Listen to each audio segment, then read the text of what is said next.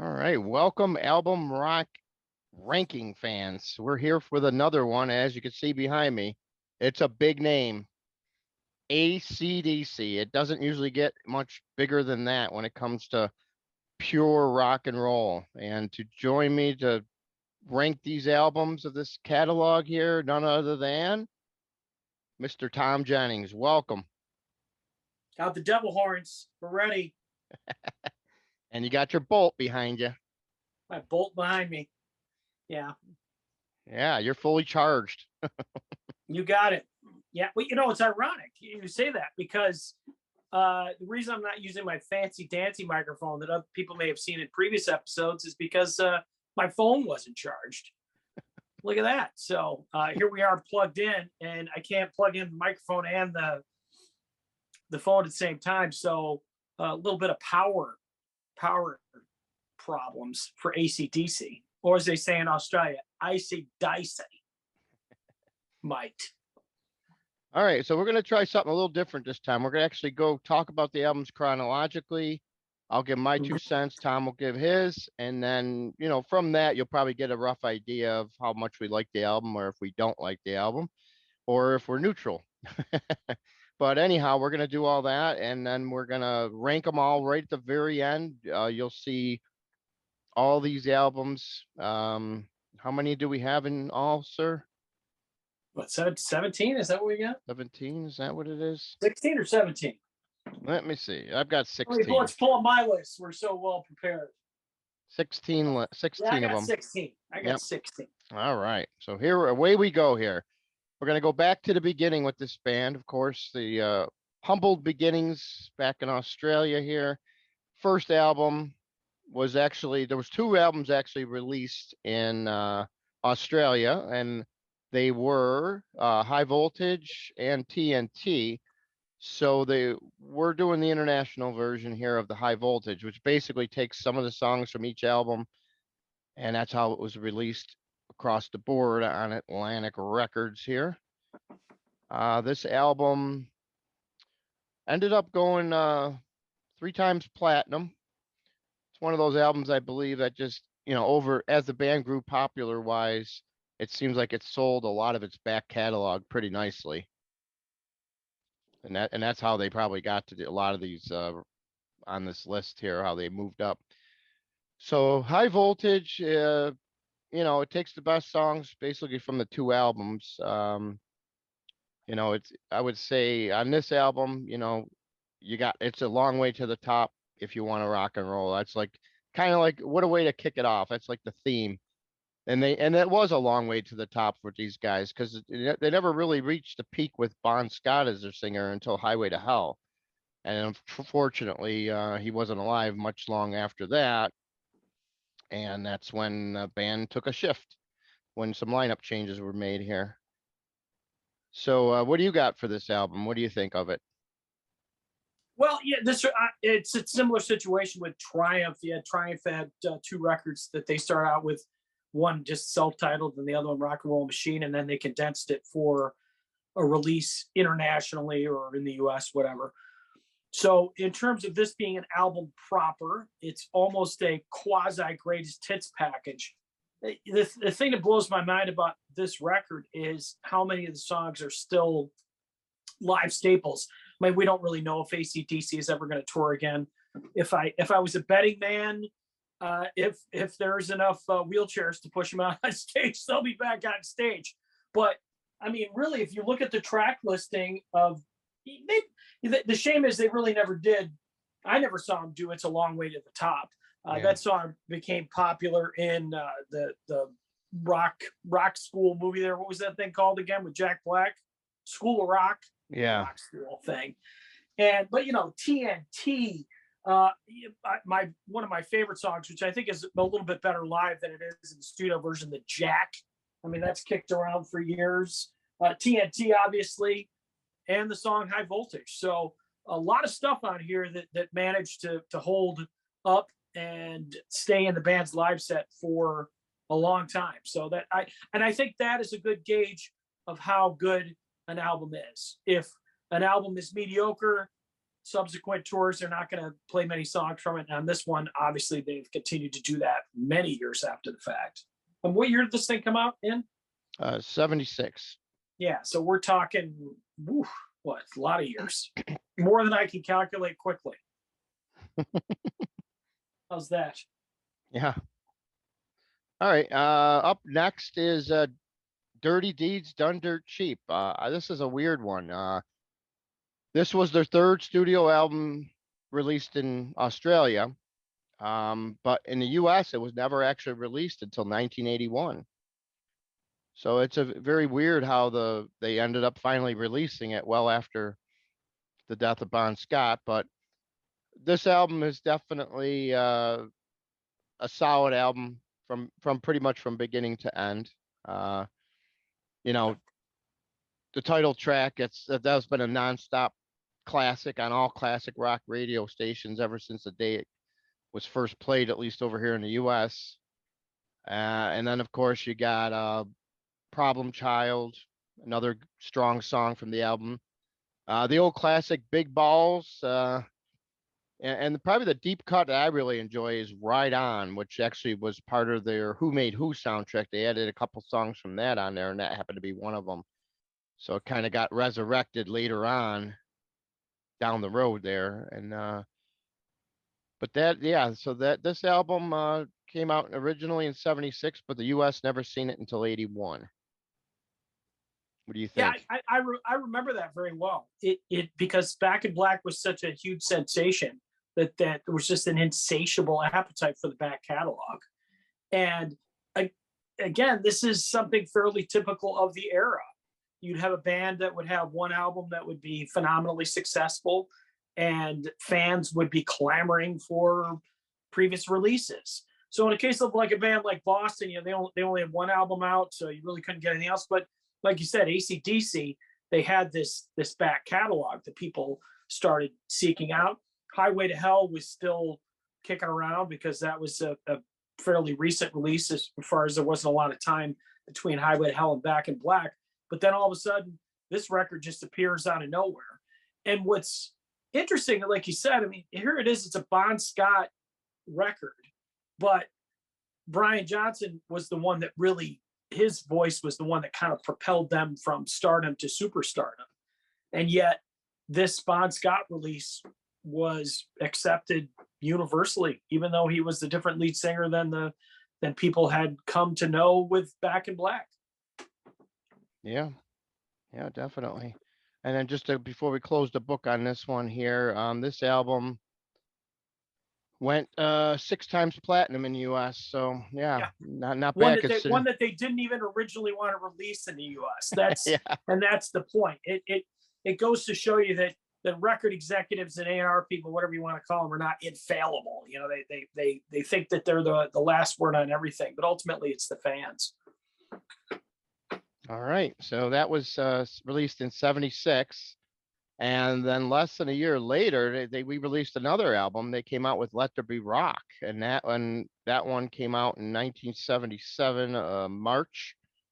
You know, it reached number 154, which, at the time, the AC/DC wasn't, they were touring and they were opening for big acts in the US, but they just didn't really hit their stride yet.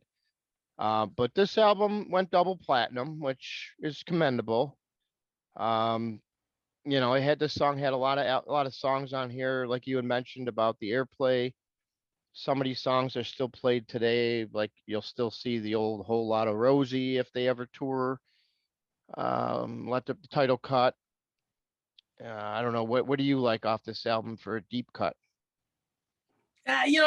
Deep cuts aside, Hell Ain't a Bad Place to Be, one of my top AC/DC songs of all time. When I saw them in Toronto on a show called Sarstock, they did just a great version of this. But it's just, it's a great driving riff. It's actually one of my favorite songs to play on guitar as well.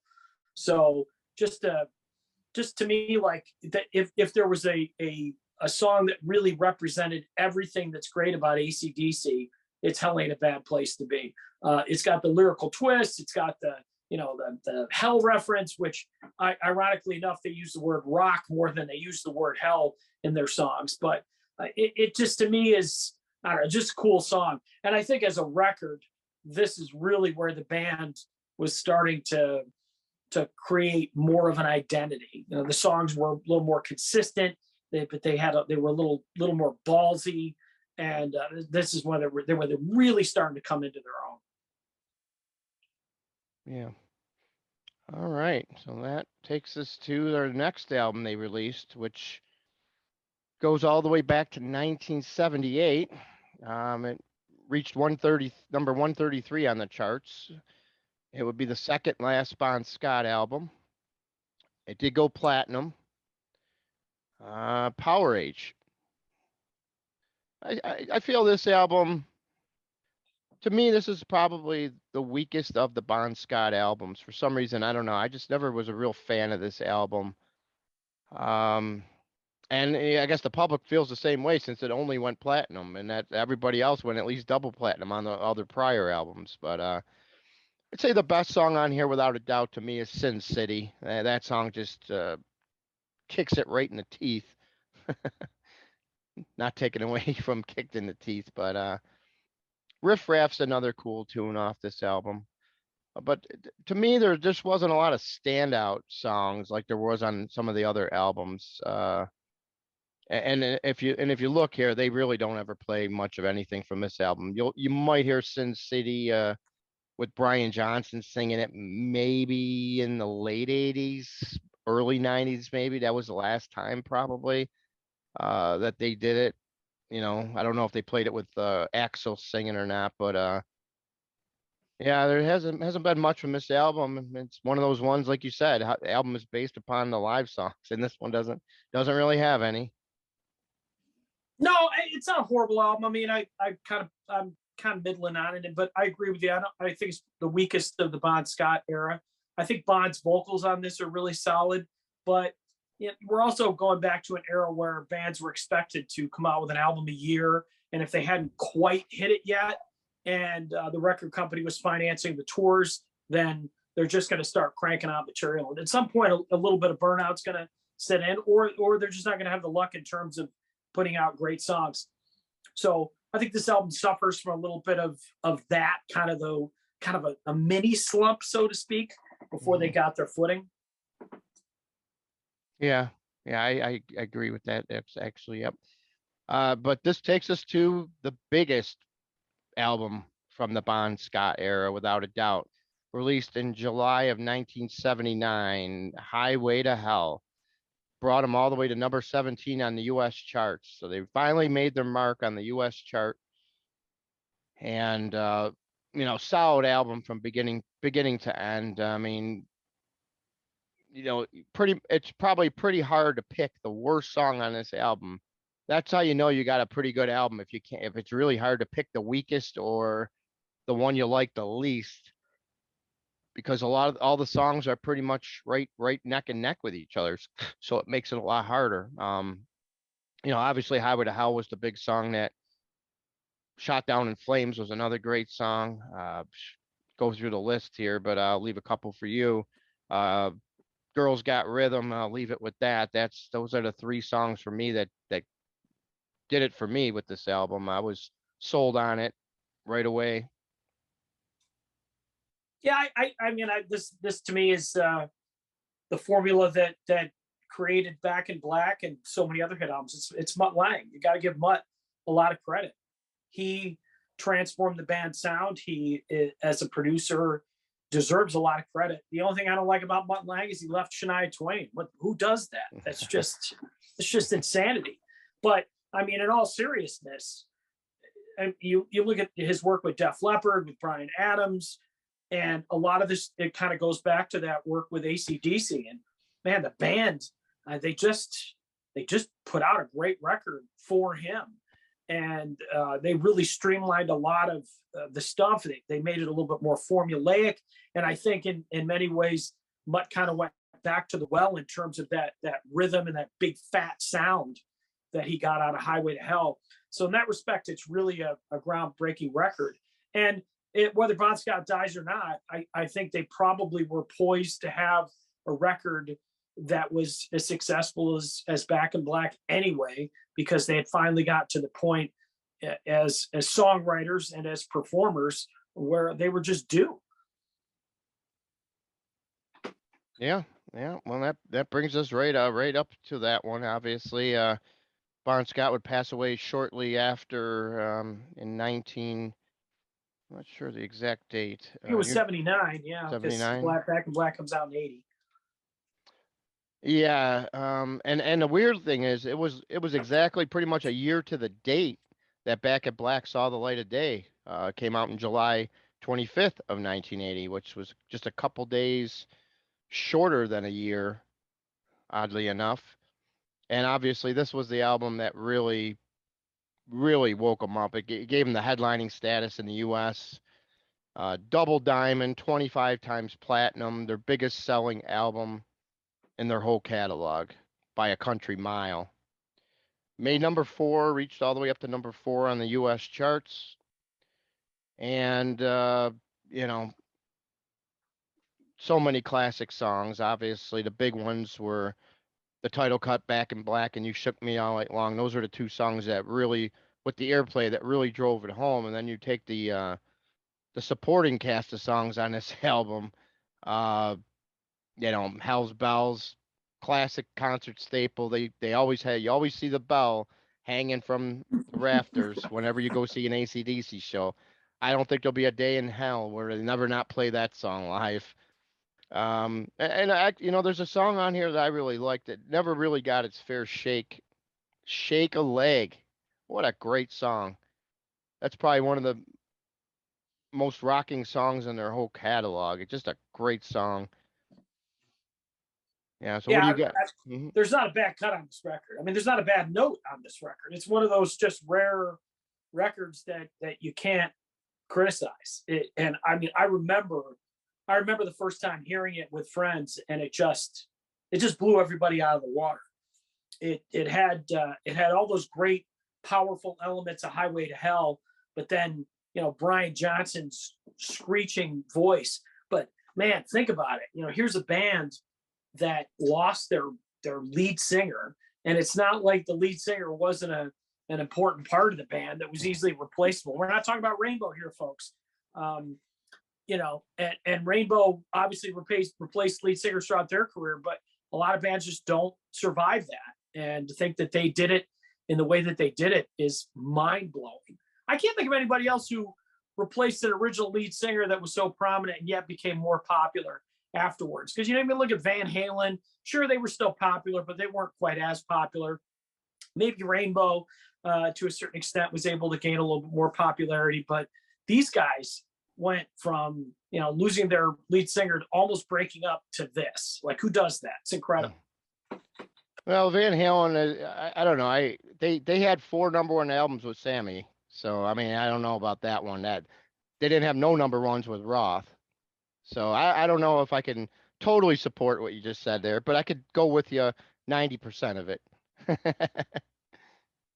But yeah, and you know what? I think in both cases of the Sammy replacement, the Brian Johnson replacement, the difference is David Lee Roth was still alive, but there's even Genesis. You look at Genesis. Well, Genesis is probably the one I should have said, because certainly they went through the same thing. They lost a very prominent lead singer, and then the new lead singer took over. But what's funny is, especially in the case of Genesis, definitely case of AC/DC, and to a certain extent Van Halen, everybody was clamoring for the old guy. And all of a sudden, Genesis, when they become popular, they're like, oh, Peter Gabriel's so great. I'm a Gabriel fan, And then AC/DC, oh, Brian Johnson, but yeah, Bon Scott was better. And then, of course, it's Sammy and then Dave. So it's interesting how commercially a band can thrive with a new lead singer, but yet it also creates this who's a better singer argument, which is almost odd, because Bon Scott, like you said, I mean, sure, he was popular, but those guys they weren't playing arenas when Bon Scott died. I mean, they were still doing opening sets and probably playing about 3,000 to 5,000 seat venues. Right. I mean, AC/DC, even today, they can play in a stadium. Yeah, that's true. Yeah. Yeah, you never know what could have happened, but what did happen is what matters, and that's that's good, because that was definitely they had a great run, AC/DC, definitely a great run, but it all started with probably Highway to Hell is where it started, and then it got bigger with Back in Black. And then as we go on to the next album, For Those About to Rock, uh, this album is very, very underrated. You know, no band is going to follow Back in Black with another album as strong. So, I think they did it smartly. They didn't try to recreate the Back in Black album to try to see if it could pull out the success, kind of like what Quiet Riot did with their second album, Condition Critical, right down to the Slade cover. Uh, they uh, they didn't go that route. They just kept writing new songs, and Photos About the Rock hit #1. Which is they don't that was a big thing back then because it was harder to you really had to sell a lot of albums to make #1 back in those days. The whole thing changed obviously later on down the road because then it started going by how many albums you actually physically sold that first week and all that garbage, how Billboard changed everything. But so to make #1 following up Back in Black, and I feel the album is, it's not going to be exactly like Back in Black, but there's a lot of things on here that I don't think they really get a lot of credit for. And for some reason, the band doesn't really, I don't know if they don't like the album or what, but there's some great songs on here. Let's Get It Up, got a lot of airplay. Evil Walks, Spellbound, just a lot of great songs with some great riffs. And it just classic AC/DC, really. Did you get to see this tour at all? It's like you just threw me a softball. This was the first tour I saw. Yeah, they did. I was living in Rochester, New York, and they did a 2-night stand.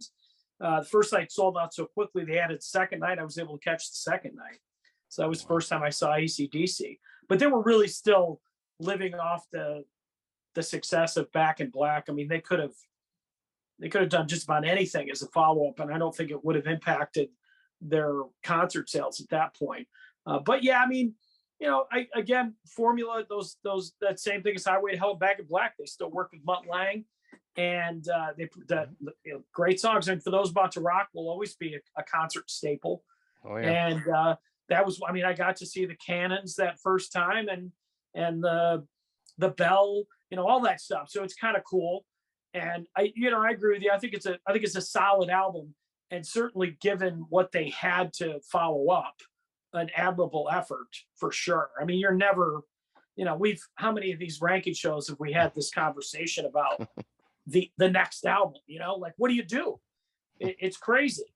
And do you do like Boston does or Quiet Riot said, just very, stay very formulaic? And I think AC/DC stayed somewhat formulaic, and it worked okay for them. But, similar to like REO Speedwagon's follow up to High Infidelity, it's an album that gets lost in the conversation because unfortunately there's this big old shadow that's called, Back in Black. and it's going to be a long time before you get out from behind that. And certainly the album afterwards is not going to be the one, Right. I mean, like right. Rush Moving Pictures, what was the record after that? That was Signals, right? Great album. Love that album. But I mean, it ain't Moving Pictures. And so that's why that album, I think, doesn't get as much love as it should. And you and I have talked about Good Trouble, REO Speedwagon. So that's where this record falls for me. It's one of those, solid album. If there was no Back in Black, this would easily be one of the top albums in our conversation. Maybe it still is. I don't know. we'll leave it there. All right. And that takes us to Flick of the Switch. And this one was actually produced by the band. Mutt Lange was gone by this point. Yeah. And that could be the reason why this album, I feel a lot of people for some reason don't really relate to this album as much as you would think. But it was a solid tour. I mean, I got to see they have a video out of this tour. I never got to see it live. But it looked like it was a great tour, great tour. The album itself reached number 15, which was a letdown after you had number 4, number 1, and you sold all those albums before. But it still went platinum. Guns for Hire, probably my favorite song on the album. Rising Power, and a nice deep cut that they did start playing that on the radio when it first came out. but they really didn't get a lot of airplay. But this album's definitely a solid album. Like you said, Mutt Lang was gone by then. And it could have been more a solid, a more solidified album had Mutt probably produced it. Yeah. But it is what it is. But to me, it's a solid album. It's not nothing that it's not a bad album. We'll get to those later on, unfortunately. Yeah, this one's definitely low on the list for me. I mean, but it kind of goes back to the conversation in terms of the shadow. You still have a bit of the shadow of Back in Black, but I think there's also a bit of burnout that starts to take effect here as well. And even AC/DC's worst album is better than a lot of people's best album. So we'll put it that way. And every band just can't put out a classic every single time unless you're named the Beatles, I guess. But or Creedence Clearwater. But you know what I mean? Those careers were very short. Those are 4 or 5 year careers. So now at this stage of their career, they're starting to put up some numbers. They've been together for a while, and they have to make that decision. Are we going to continue to remake Back in Black and Highway to Hell, or are we going to try something a little bit different to tweak the formula? And I think they tried to tweak the formula by getting away from Mutt, and it succeeded a little bit, but there were also some failure to that as well. This was a little bit of some growing pains, for lack of a better term. Okay. All right. So that brings us to an album that was actually released on this day, today, Wow. June 28th, 1985, Fly on the Wall. Now, this album is probably where the band took a couple more steps back, fell a few more pegs down the old list. That album only reached number 32, and while it did make platinum, that's about as much as it did. It didn't really get a lot of airplay. Unfortunately, our rock radio station here went under in January of '85, so there wasn't really anywhere to really any of the stations around here really would touch it, because we really didn't have a classic rock radio station here actually in Buffalo. We could pick up CMF at night, but it was kind of hard to get it during the day. But Shake Your Foundations is probably the big song on the album, and then I like First Blood. That's a solid deep cut for me on that one. Yeah. I mean, this record and the next one we're about to discuss, I mean, I think that they mark kind of a low point for the band in terms of creativity. I don't know. It just seemed like they were, I don't know whether they were trying too hard or whatnot, but it obviously wasn't helped by the fact that musical tastes were changing. And like you said, in your case, you didn't really hear this on the radio very much, but I think this was also an era when classic rock bands were kind of falling a little bit out of favor, and you were seeing a little more of that hair metal, and then of course that set the stage for grunge, which comes a little bit later on. But I don't know. To me, this kind of was the beginning of an era of some kind of forgettable records. That they moved from classic records to, this is a pretty good record. Just not what they were cranking out prior to. No, you can't. You can't put. I mean, it's. I don't know. Yeah, AC/DC. This reminds me of a conversation I had with George Thorogood once, and this stuck with me for years. And I said to Thorogood, we were talking about his sound and how his sound had not changed much over his career, and he said, "Well, listen, man, if your restaurant's packed every night, why you got to change the menu?" So what's interesting about AC/DC is if you look at their very first record and then you look at their most recent record, 2020, they don't really sound that much alike, but there's still a formula that they've always really stayed. They've never strayed too far from. You know what I mean? Mm-hmm. And that's good and that's bad. That does kind of limit you in terms of, you're never going to get a 27-minute progressive rock song from AC/DC, but there's also going to come a point where it's going to be a little bit harder to find something that's new and exciting that you haven't already done. Yeah, that's a good analogy there from George. All right, so the band took a couple years off and they finally rebounded in 1988 with Blow Up Your Video. And that would be the first tour that I got to finally see with these guys. So that came out in January of 88. And it went platinum like the other few albums there. I think this album, it was another one. It reached number 12, so it definitely sold a lot better than the other two albums before them. But it just, I think what helped them was they're in concert. You know, I've seen the Blow Up Your Video tour. Cinderella opened. They were a hungry young band, and they both bands just packed the place. And it really was a rocking show. It was a great double bill. But the album itself, it had the two videos that got a lot of popular airplay there through MTV. You had the old "That's the Way I Want to Rock and Roll" and the main song "Heat Seeker," which wasn't for those two songs, then this album probably would have been in big trouble, really, because those are the two songs that really, because MTV was still 88, that was still going pretty strong there, but it was catering, like you said, more to the hair bands. So that's why they took a hair band out like Cinderella. They brought them out there trying to, but it was a great double bill. AC/DC at that point still put on great shows, and it was just a great double bill. But the album itself got marred for whatever reason, no airplay except for those two songs that you did see on MTV.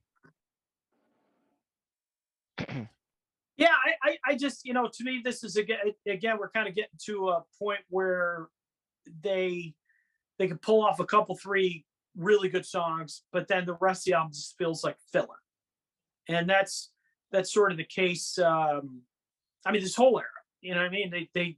You get a couple of really good songs, but then you surround it with a couple of okay songs, So if you're judging an album based on its everything that's on it, then this is a pretty weak album. But in your case, like I said, it's a sentimental album. We've had this discussion before on other episodes where if it's your first record and first tour, you're going to look through that lens.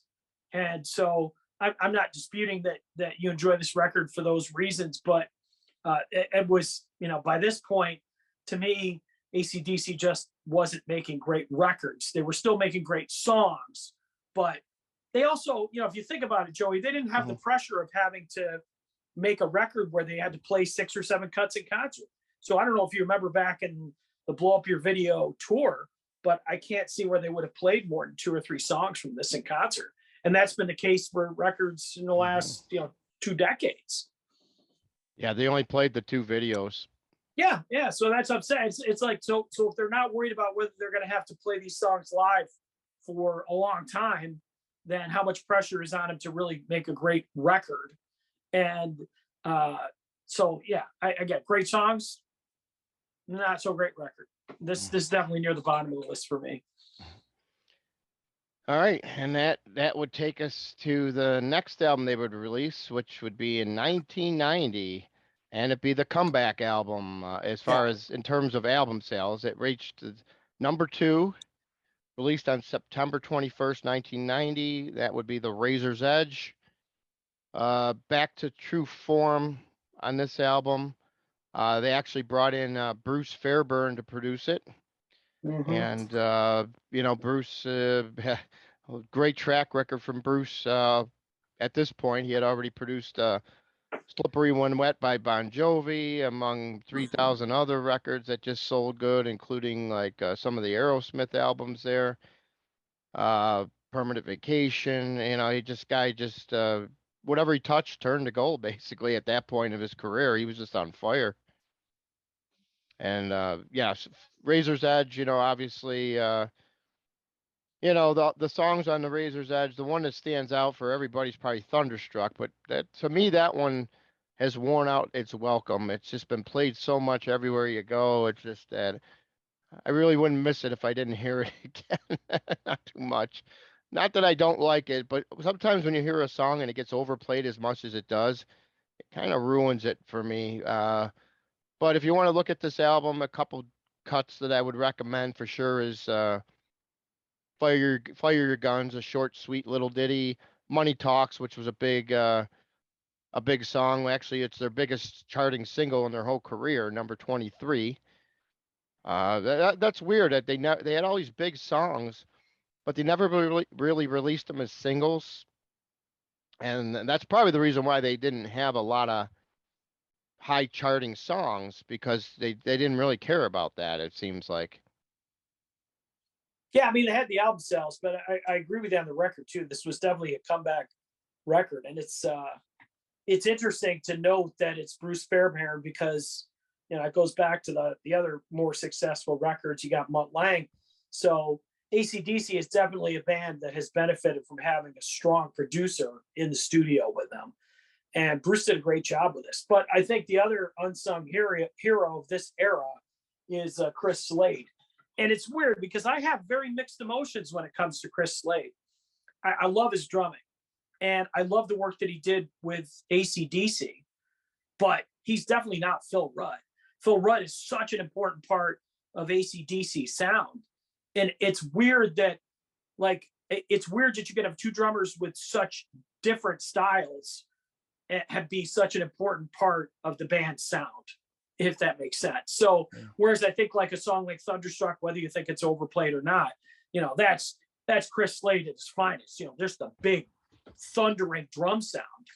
Whereas a song like, Back in Black really needs a guy like Phil Rudd who could just kind of sit back in the pocket and really just hold the beat together. So in terms of reinvigorating the band's sound, those two elements, a powerful drummer in Chris Slade, and then a great producer in Bruce Fairbairn. So I think this is really the last great album that they had in their career. I mean, everything after this is kind of downhill. I mean, not precipitously, but definitely downhill. Yep, and it took them 5 more years down the road to even make another album at that point. Yeah. And that would be the low point called Ball Breaker. Not one of my favorite albums by the band, unfortunately. The song that got the airplay, Hard as a Rock. As soon as you heard that song, that was like the lead track and everything. You're thinking, oh man, this is great. Been 5 years without an AC/DC album. And you hear that song, you go, man, this is a great song. This is great. Here we go again. And then you hear the rest of the album and it's like, ugh, what happened? They got caught with their pants down. Oddly enough, that's a song on the album. But yeah, for some, Whiskey on the Rocks is probably the other song that I would actually give a thumbs up to. Other than that, I could take the rest of this album and just drop it off the end of the earth there. Not a fan of this album at all. But this isn't actually even their worst album. So to me, at least, what's your take on this one? I think it's their worst album. Thom Jennings does not sugarcoat it. That's for sure. I don't know, man. It's just, it's not good. It's just, I don't know. It's not good. It's just not a good record. But again, it goes back to, you can't, at some point the bottom's got to fall out. And I think on some level, this is where it was. And it really came at a horrible time for them musically too, because really the whole world had moved on from rock and roll. And they're working with Rick Rubin. Now, Rick Rubin is one of those guys that, in terms of a producer, he's going to do one of two things for you. He's either going to make a phenomenal album or he's going to make a clunker. That's been his whole career as a producer. He just wasn't a good fit for this band. He's a great fit for some bands. He just wasn't for AC/DC in terms of this record. And it's a dog. Moving on from that. We're going to go to probably which is my least AC/DC favorite album, but I'll have to look at my list again. Stiff Upper Lip, released 5 more years down the road. Wow, these guys like taking 5 years off. Just going back just a second here, I just want to let you know, Ball Breaker, for some weird reason, actually went double platinum. It's got to be the weakest double platinum album I've ever seen. And Stiff Upper Lip followed that with only a single, just a regular platinum. Reached number 7. You know, the reason why these ones were reaching such low numbers this late in their career was because the way Billboard, like we mentioned, how they changed their Yeah. processing of, tallying up the votes for the album charts the way they did them compared to how they used to do them back in the day. So that's what that is. Other than the song "Stiff Upper Lip," really, and even that, that's pushing it. Not, it's an okay song, but for some reason, I just cannot get into this album. And no matter how much I tried playing it, I just cannot get into it. And this one, uh, was actually produced by George Young. So I mean, that's one of their brother, right, or their uncle, one or the other. Uncle. Yeah, it's the Uncle, uncle. yeah, no, it's the uncle, Yeah. yeah. He's So actually the guy he's in the band now. He's the one that took over for Malcolm. yeah, so yeah, they definitely took the wrong turn here. They just sunk lower in my book at with this album. I don't know. We got to disagree at some point. I love this record. What? I How? really do. How? I do. I'll tell you, the song, there's a couple songs in here I really love. Satellite Blues, to me, is one of the best songs AC/DC ever did. I just love that song. Safe in New York City, I don't know. It's very repetitive, but I really dig that song as well. Meltdown, I don't know, man. I feel like I like the, I got to double check because I got to see who the drummer is on this one. If this is Rudd or if this is it's Phil. It is Rudd. So yeah. So now I guess this kind of goes back to the Slade Rudd thing. I think this album it benefits from Phil Rudd coming back. It sounds very classic AC/DC Phil Ruddish. I think Rudd has a great performance on this, and that's why I like this record. So maybe it was just that kind of sentimental return to a sound that I was familiar with. As I said, I thought Chris Slade was cool on some of the stuff he did, but man, I think Phil kills it on this record. He really does. He just sounds great. Well, he had to make up for the last album because Phil came back with the Ball Breaker one. That's when they got back together with him. Well, but this to me, I think again, it's just a good performance from him. I don't know. I'm trying to, I feel like that this is one of those records that's very sentimental for me. So I must have seen this tour or something because I just dig it. I've always kind of dug it. There's a couple of songs that have been on my AC/DC playlist for years, and I know it gets crapped on in most of the ranking stuff because I've seen it, but I don't know. I just dig it, man. It's one of those guilty pleasures, I guess. I'm not disputing your hatred of it because again, taste is very subjective. But man, I don't know. There's just a couple of tunes that I just think are just classic AC/DC that are just a lot of fun. And I don't think they do any of this in concert though. I don't think anything made it past the tour for this record.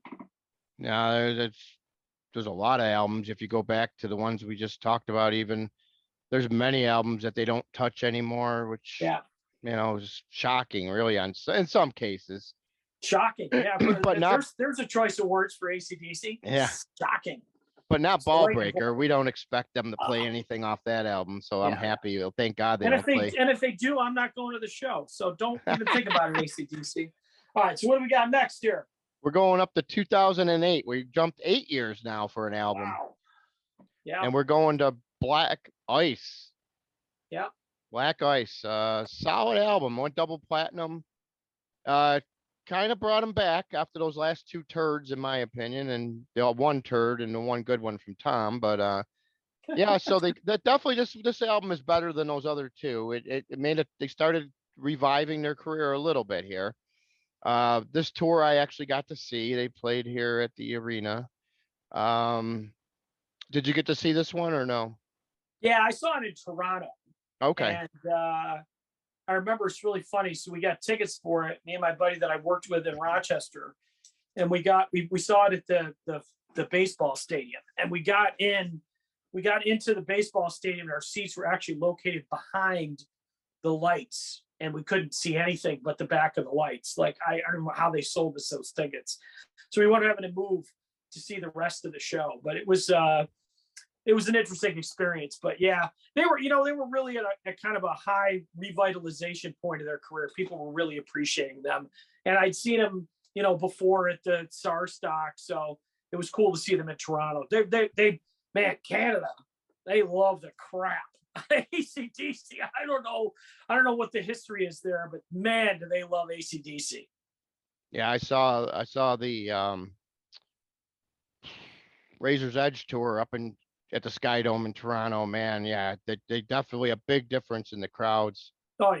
Yeah, Yeah. even though it's a big baseball stadium, the crowd was very loud, very loud. Oh yeah, no, I mean, I'll be honest. I mean, if I'm thinking back on it, I can't think of a show where the crowd was so much louder than the band.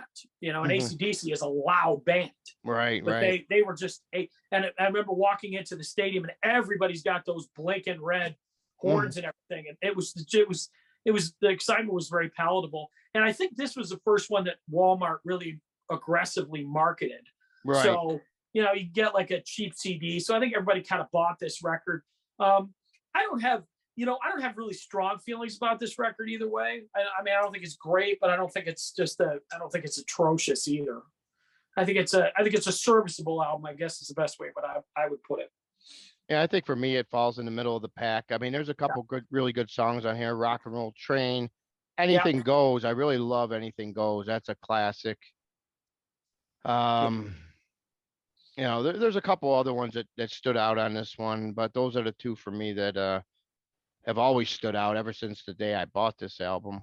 So, and obviously this one was produced by Brendan O'Brien.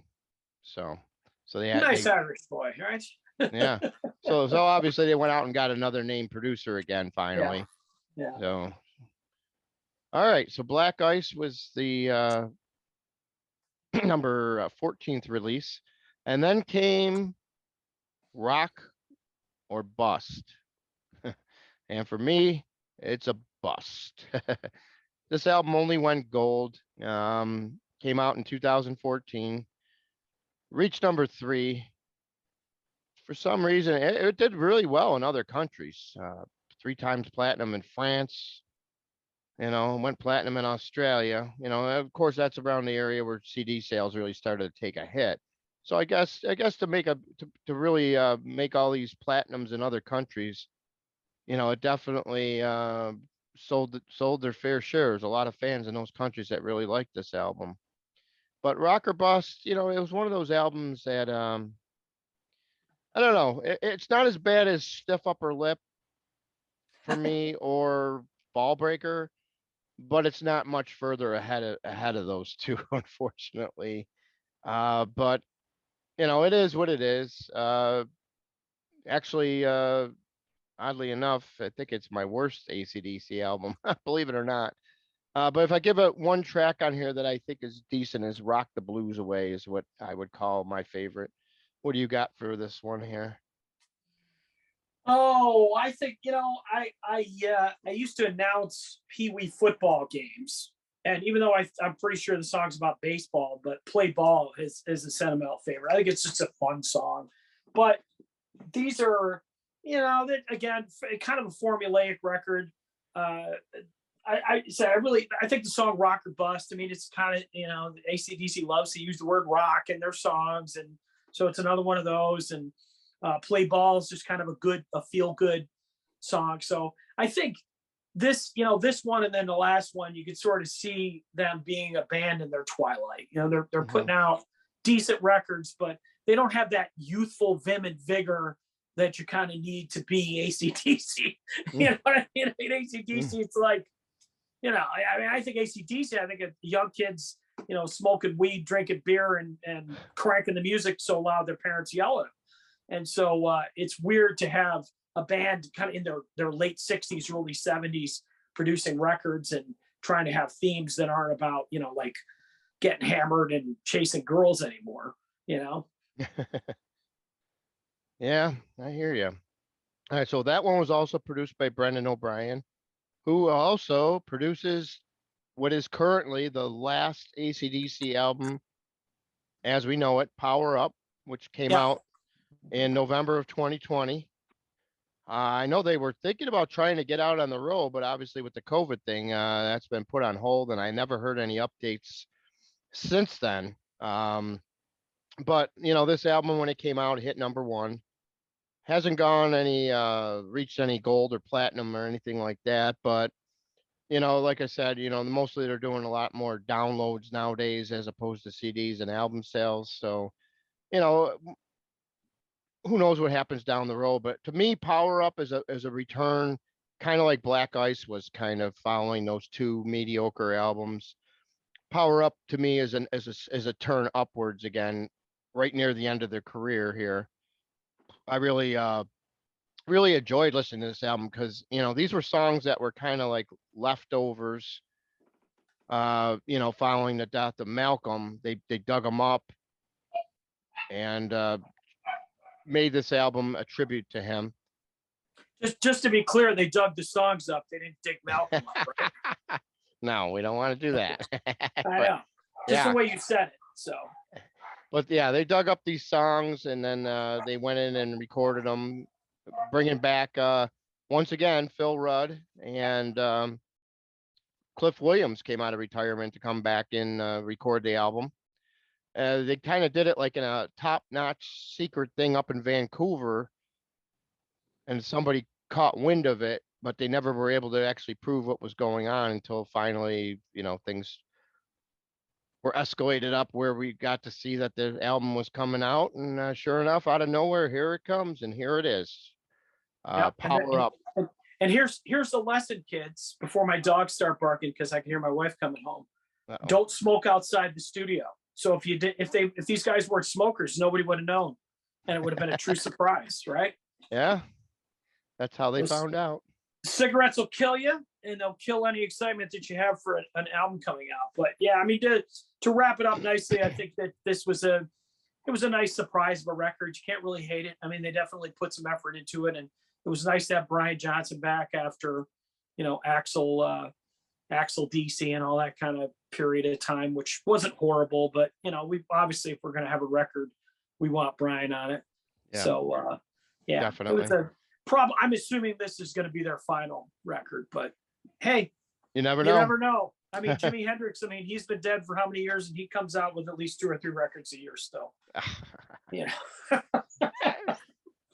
All right, so real quick, Shot in the Dark was the lead-off song that got some airplay. Through the Mist of Time for me is probably the best song on the album, and I really like how it starts off with Realize and Rejection.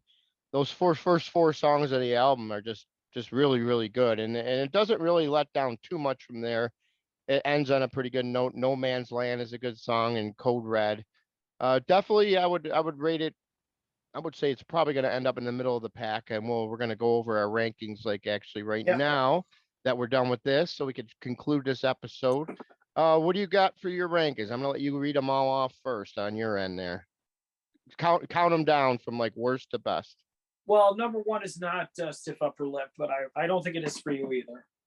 I've got, I go Ball Breaker, Blow Up Your Video, Black Ice, Fly on the Wall, Flick of the Switch, Rockerbust, Power Up, Stiff Upper Lip, Power Age, For Those About to Rock, Dirty Deeds Done Dirt Cheap, The Razor's Edge, High Voltage, Highway to Hell, Let There Be Rock. And as much as I tried to justify not making it number 1, no surprise, folks, Back in Black. All right, I'm gonna actually get the numbers here, but we'll post them on the site so you can see exactly where they all fell. Rockerbust was my 16, 15 Ball Breaker, 14 Stiff Upper Lip, 13 Black Ice, 12 was Power Age, 11 Let There Be Rock. My top 10 was number 10 was High Voltage. Power Up actually came in at number 9, not too shabby. Number 8 was The Razor's Edge. 7 was Blow Up Your Video. 6, Dirty Deeds Done Dirt Cheap. 5 was actually Fly on the Wall. 4, Highway to Hell. Surprisingly, a lot of people might not like that slot, but that's where it ended. 3 was Flick of the Switch, a sentimental favorite. 2 was For Those About to Rock. And like you, I went with Back in Black as the number 1 album. All right. So there you have it. As always, I'm right and you're wrong, but that's okay, Joey. But we'll post the orders on here so you guys can all look at them and see exactly where they stand. And anything that you guys want to add in, definitely give us some Yeah. rankings. I like it when these people actually post what their rankings are, and some of them will actually give you some details of why they chose it, which I really like. I just wish more people would actually do it. So, folks, if you're watching this video, we want feedback. Give us some feedback on yours. Yes. Yeah, absolutely. It's got, as we try to mention throughout the course of these types of videos, opinions are subjective. There's a lot of things that influence them. You know, the age when you heard something, where you were when you heard it. You know, we've all heard the old term soundtrack of your lives. But you know, it's always cool to have other people's rankings. And honestly, I think that I speak for Joey when I say that when Joey and I have these conversations, there's a lot of times where we revisit albums that we had ranked lower based on the other person's opinion. So if you got something out there to say, hey, Thom, you're a fool to think that you know, that this is the best album, this is the other one, put it in there. That's fine, man. I'd love to see your opinion, because that's what we're here to do, is have a little bit of fun and enjoy Exactly. ourselves and share our thoughts and opinions, not argue them. You know what I mean? Right. Exactly. All right. So that ends this episode here. We're gonna end it right on a good note here, and make sure you guys, if you haven't already, subscribe and like our videos. And Thank remember, you. for those about to rock, We we salute salute you. you.